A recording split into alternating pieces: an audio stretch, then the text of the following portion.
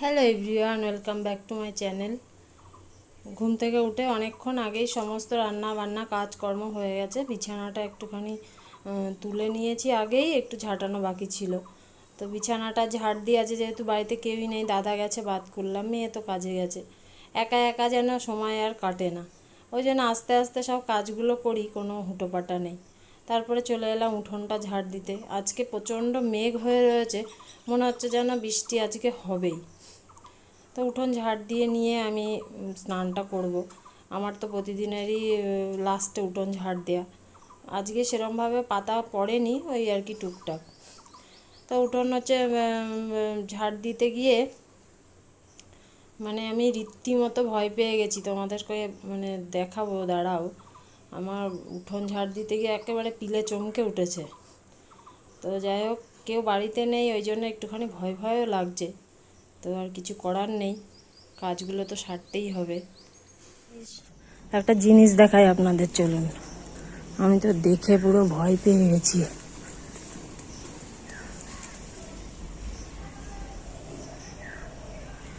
দেখেছেন কত বড় একখানা সাপের খোলস?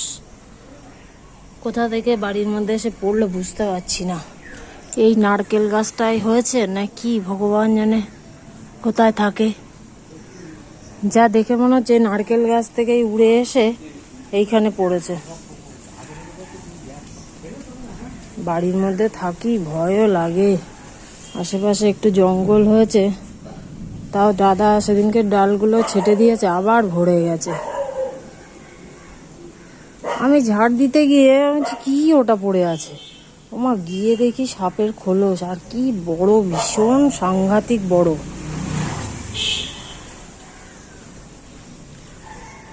কোথায় খোলস ছেড়েছে তাকে জানে। তুলসী গাছটা লাগালাম, যে আবার নেতিয়ে পড়েছে, কি বুঝতে পারছি না। এখানে লাগালাম, দেখি এইবার যদি মরে যায় তাহলে আর লাগাবো না। চারিদিকে একেবারে মেঘ ঢেকে গেছে, অন্ধকার হয়ে গেছে। বৃষ্টি তো সেই হওয়ার নাম নেই, শুধু মেঘ হয় আর ওই ঝিরঝির করে দু এক ফোঁটা বৃষ্টি পড়ে ব্যাস হয়ে গেল। ঘরের মধ্যেটা তো দেখো পুরো অন্ধকার, মনে হচ্ছে যেন সন্ধে নেমে এসেছে। এখন বাসন টাসনগুলো ধোবো, রান্নাঘরে কাজ আছে। ঘরের কাজগুলো মোটামুটি হয়ে গেছে।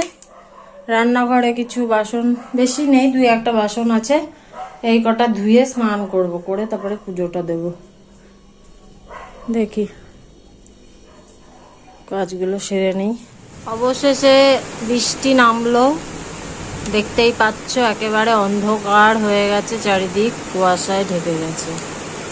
আর এদিকে দাদা নেই বাড়িতে, দাদা গেছে বাতকুল্লায়, কখন ফিরবে বৃষ্টির মধ্যে কোথাও আটকে না যায়। তো আমি এখন বাড়িতে একা একাই রয়েছি। এই দুপুরবেলা মানে যে কোনো টাইমই কোনো কিছু নিয়ে আমি যদি একটা উল্টোপাল্টা ভাবি না, আমার সেটা নিয়ে মানে একটুখানি ভয় কাজ করে।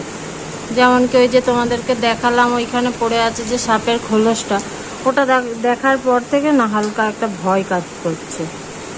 তো একা একা বাড়িতে রয়েছি, তো তার মধ্যে এরকম বৃষ্টিটাও নামলো। স্নান করে জাস্ট আমি পুজোটা দিলাম, এখনো খাওয়া দাওয়া হয়নি। আমি খেয়েই নেবো, কেননা দাদার কখন আসবে তার ঠিক নেই, ওই জন্য ভাবছি খেয়ে নেব। এই যে পুজোটা আমি জাস্ট দিয়ে উঠলাম, তো ঠাকুরের থালাটা নামিয়ে তারপরে খেয়ে নেব। দুপুর থেকে সেই যে বৃষ্টি শুরু হয়েছে, বৃষ্টি থামার কোনো নাম নেই।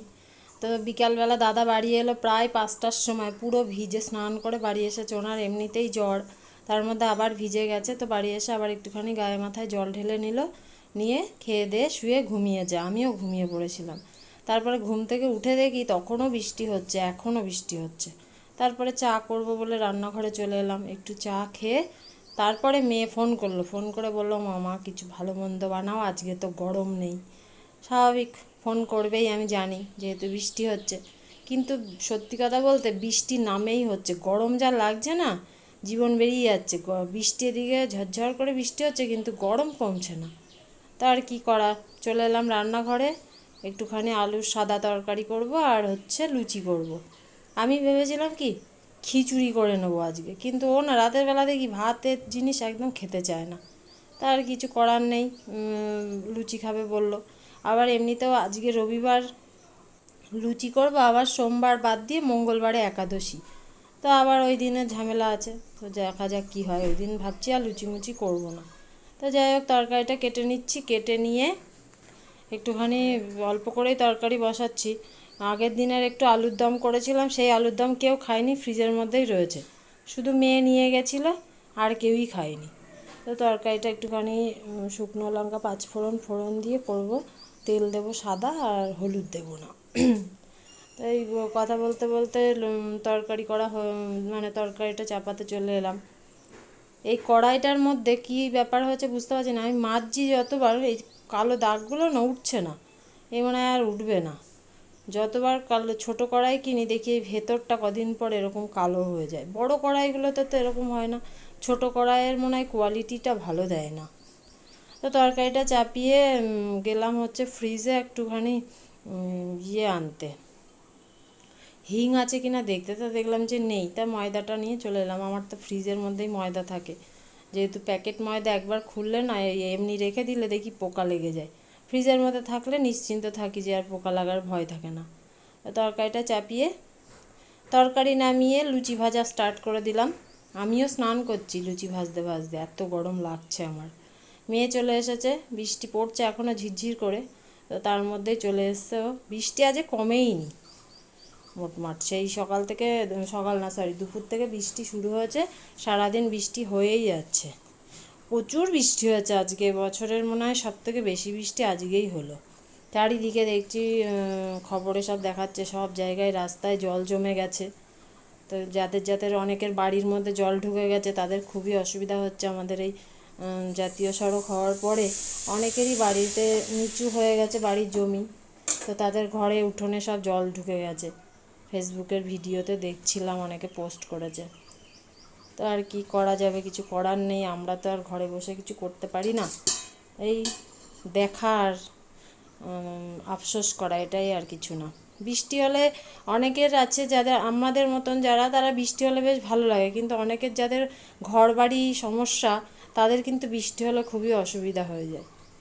তো আর কি, কথা বলতে বলতে কাজ হয়ে গেল, লুচি ভাজাও আমার শেষ, এবার খেতে দিয়ে দেবো। তো আজকের মতন ব্লগটাও আমি এখানেই শেষ করবো, আর বাড়াবো না। যদি ভালো লাগে তাহলে পাশে থেকে একটুখানি সাবস্ক্রাইব করে দিও।